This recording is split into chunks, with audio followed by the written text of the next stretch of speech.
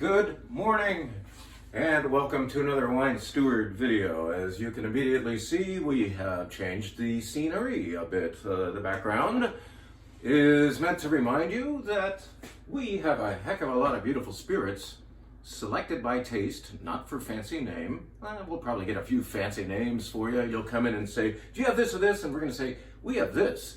We think it's just as good, not as famous, and therefore better valued. So that's our way of buying wine. We're applying that to how we are choosing all of these beautiful things. So I am in the collectible room, what we call the rare and collectible room, where historically we've carried a lot of rare and collectible wine. Now the wine is here. You can't see it. It's my background. And then what you are seeing as your background is the spirit selection that we have somehow crammed into this little room.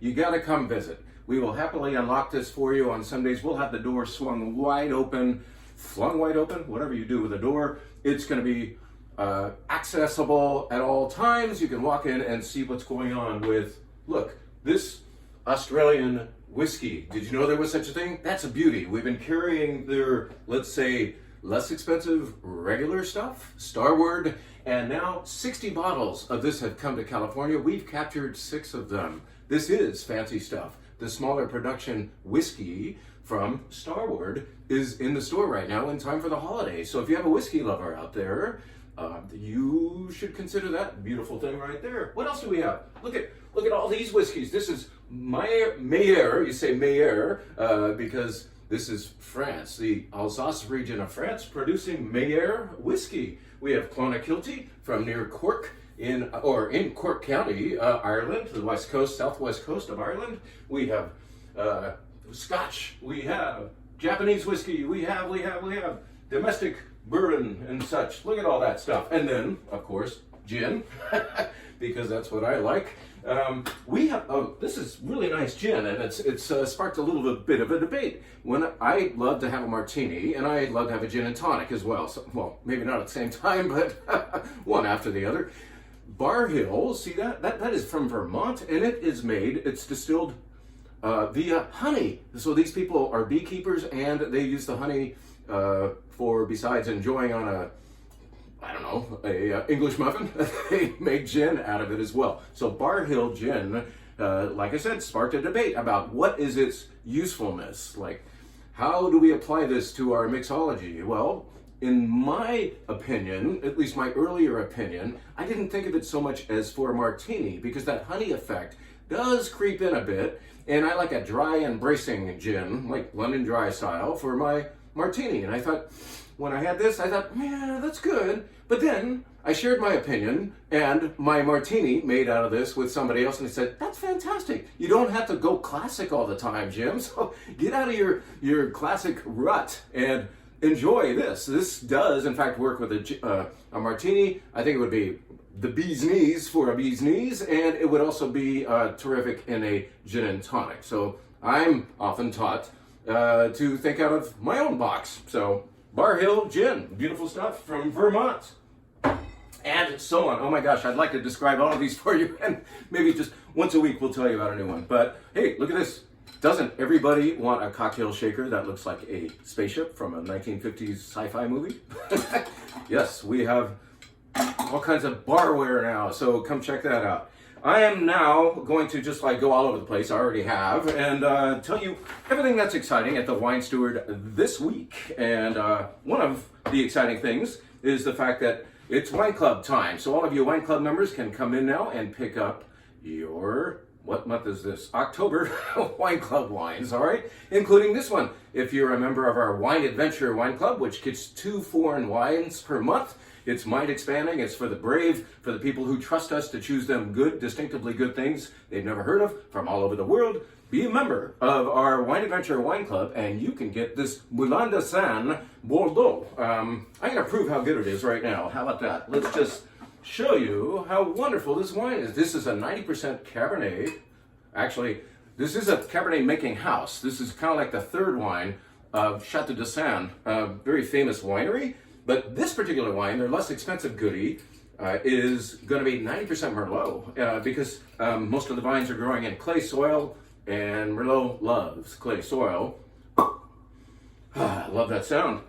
Okay, Melanda-san is going to be 90% Merlot and 10% Cabernet, and it's going to fit perfectly into this huge glass. I'm showing off a little bit. Oof. Oh, that's nice. That's endearing. This is the 2019 vintage.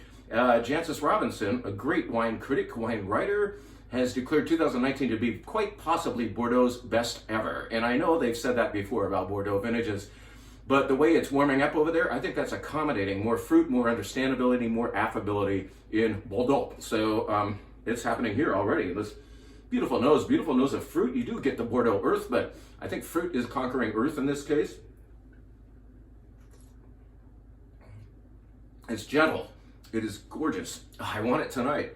I know it's going to get dark earlier because the we're past the autumnal equinox, and have you noticed you're waking up at 7 a.m. and it's still nearly dark outside? But along with the dark comes cooler nights and a appetite for richer foods and maybe meats that you wouldn't be braising or roasting in the middle of the summer. All of a sudden you're in the mood for root vegetables and mushrooms and wonderful, like long, slow cooked meat dishes. And this is the wine for it. I'm in a Bordeaux mood all of a sudden. And in fact, 3 different wine clubs are getting Bordeaux this month. The Curious Club, formerly known as the Tuesday Night Wine Club, is getting a beautiful little Bordeaux. This, like I said, is going to the Wine Adventures.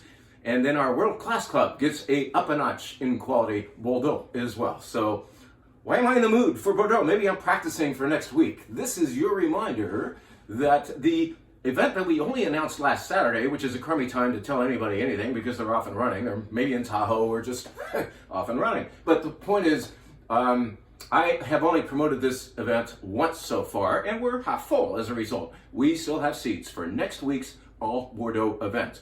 1 Sauterne, 2 dry whites, and the remaining 9 wines will be beautiful red, rouge, Bordeaux rouge, and at several different price points.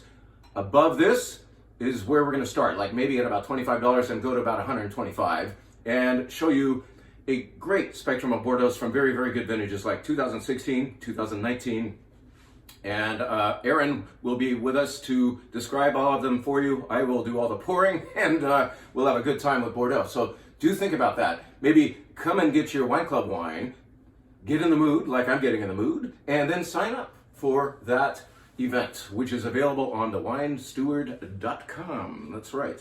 So I've just described one of the wine club wines. They're not all Bordeaux, which is good because we like difference. This wine, I know I've got this stuff way back here and you can't see it. So let me just put that up there for you and show you this wine, which still doesn't tell you anything. The producer, Amista, and the wine is from where? Nizza, N-I-Z-Z-A, not Nizza, not Nizza. Nizza is how they would say it in the northwest corner of Italy, known as Piemonte. So this is a portion of the area that is more famous for Barolo and Barbaresco, but what is the other great grape of Piemonte? If you say Dolcetto, I will say, well, not usually. This is Barbera, and the people who have created this wine region name of Nizza want to say that we are making Barbera better than the Barbera that is more obviously advertised on other wine labels. In other words, we're not even going to put Barbera on this label. We're going to proudly proclaim the region of Nizza on this wine. So all of that will be explained in the wine club notes that you get along with your wine club wines. Of course, I'm always a week late in getting them all written. But this beautiful, beautiful, beautiful wine is in fact a $45-ish Barbera. It is gorgeous. It's easy on the palate, and it is voluptuous, and man, smell it. Don't forget to smell that wine, all right? It is really beautiful wine from Nizza, otherwise known as what class? Barbera. Okay? All right. Let's tell you about 2 goodies that have just arrived. Things that aren't on the wine bar. I think I'll put this on the wine bar next week, but I forgot to get it on the menu this week. The menu didn't really accommodate it. Again, I'm too far away from you, so let's get that there and show you a label that may now look somewhat familiar because we have carried Brewer Clifton before. This is a very good story in that a winery got acquired. That happens all the time. Some big, unthinking, giant corporation that gobbles up little companies buys wineries, and the wine quality of that winery just goes to hell. They decide, okay, they were making 10,000 cases. We want that label. We want that name. We're going to make 100,000 cases of that shit. And that's what it becomes, pretty much. Like, the wine quality goes down. You've seen this happen. I know you've seen it happen to many of your historically favorite wines. All of a sudden, this doesn't taste like it used to. Well, the winery got acquired. These guys have been acquired. These guys were Greg Brewer and Steve Clifton. And Greg Brewer is in fact still in place as the guide of the wine. But now he can sleep at night because he's financially enriched by his winery being acquired. The thoughtful buyer of this winery is keeping the program intact. The fruit sources and the winemaking remain the same. But all that's happened is the guarantee, the security of a larger, healthier organization holding the financial reins. So what has happened here is basically, let's talk about the wine. It is gorgeous Chardonnay, of which we bought the last 10 six-packs. That would mean 5 cases to you and me. 60 bottles of this are here. It recently got 96 points from a wine critic named Jeb Dunnick. The Wine Spectator gave it 93 and so on. We tasted it and deemed it to be beautiful. And it is from Santa Rita Hills, sideways country, neighbor to Sea Smoke if you want to, if you'd like me to drop names, but Brewer Clifton, Chardonnay, and Pinot Noir are always wonderful. Beautiful acidity, a little more voluptuous than some of its neighbors, but still has that streak of lemon curd going on in there. And you also get a little bit of the gunflint that happens in a beautiful Burgundy in France, like white Burgundy, meaning Chardonnay. You get a sense of that here. So to me, this attracts the casual consumer and the intellectual all in one bottle. And if you're a score fanatic, then you can be happy to be acquiring a 96-point Chardonnay for just a little bit over $30. Beautiful wine that just got here. I have 60 bottles of that. I do not have 60 bottles of this. This just got here. We have 1/10 of that amount of beautiful Pisoni Pinot Noir. That is all we are allocated this year. The gorgeous 21 vintage has arrived of one of the most sought for Pinot Noirs in California from the Santa Lucia Highlands. This is Pisoni Pinot Noir in the number of 6 bottles. You heard it here first. This wine will not survive the weekend. It will be gone, I promise you. Don't you like the spaceship? All right, so I've told you about that. I've told you about the Bordeaux event coming up. Let me tell you quickly, I don't think I can say anything quickly, can I, about what's happening at our wine bar this weekend. Why am I holding a full page instead of the typical half page? Because you wine club members have access to this, which is an order sheet from last week's event. Why am I telling you about last week's event? That was our wine club event where we had 100 of you happy wine club members, happier and happier it seemed, roaming both floors of the store and tasting at 9 different tasting stations, 38 different wines. And we thought, 100 of you got to come, but we have so many more wine club members than that who did not get to come. Maybe they were busy. We did fill the event. That's as many as we wanted in this area. So some of you couldn't come. We are having a bit of a consolation prize wine bar theme for you. So I don't have the wine bar menu to show you, but I do have the wines to show you. But let me just sum it up by saying there's a white flight and a red flight. And each flight consists entirely of the best-selling wines from the event last week. So you get a crack at this. And what we're going to do is thank you wine club members with $10 off your flight. 1 discount per wine club member, please.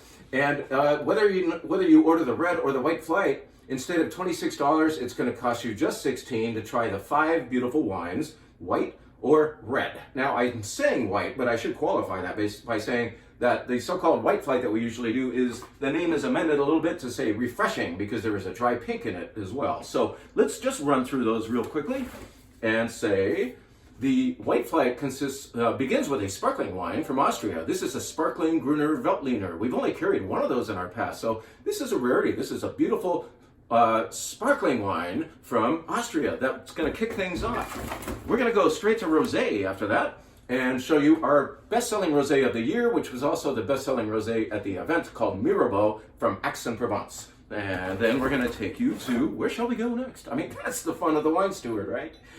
This is J or João, Portugal, Alvarinho. Alvarinho is the same grape as Albarino, so you get to learn something as well as enjoy a very refreshing Alvarinho from northern Portugal, the region of Vinho Verde. Okay, and then where shall we go? Well, let's go to another bestseller. Not just a bestseller at the event, but a perennial bestseller at the Wine Steward. This is from Argiolas. This is a Vermentino, one of our favorite Italian white grapes, called Is from Argiolas. Is, I don't know what that indicates, except I would say that Is is their better stuff, and it certainly was that night.